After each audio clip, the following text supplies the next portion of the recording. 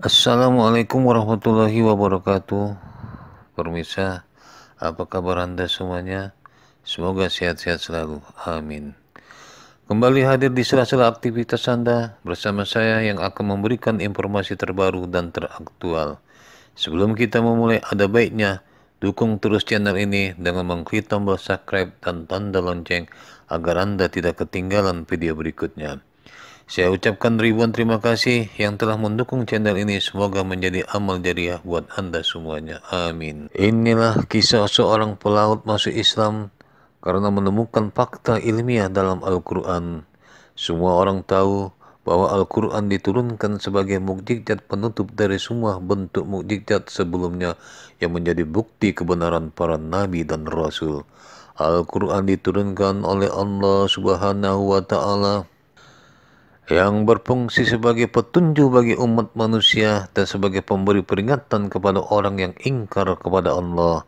Dari sisi keilmuan, fakta ilmiah dalam Al-Quran telah terbukti kebenarannya yang banyak ditemukan oleh para ilmuwan terkemuka. Fakta ilmiah yang mereka temukan tidak dapat diragukan lagi karena temuan mereka sesuai dengan ilmu pengetahuan.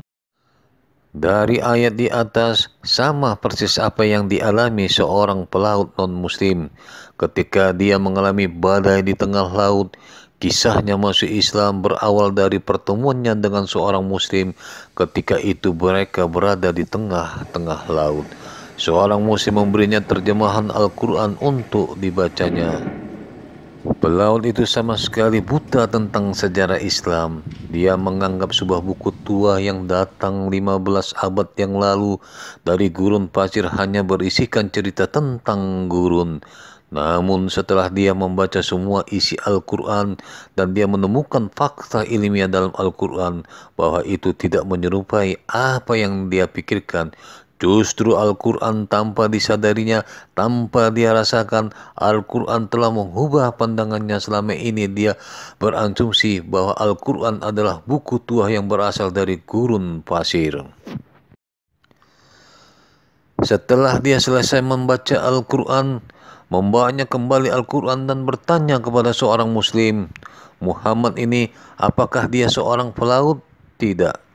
Muhammad tinggal di padang pasir, jawab seorang muslim. Dia sangat terkesan kepada Al-Quran, sebuah buku yang lama telah membuka mata hatinya yang selama ini dia menganggap Al-Quran hanya berisikan tentang gurun pasir.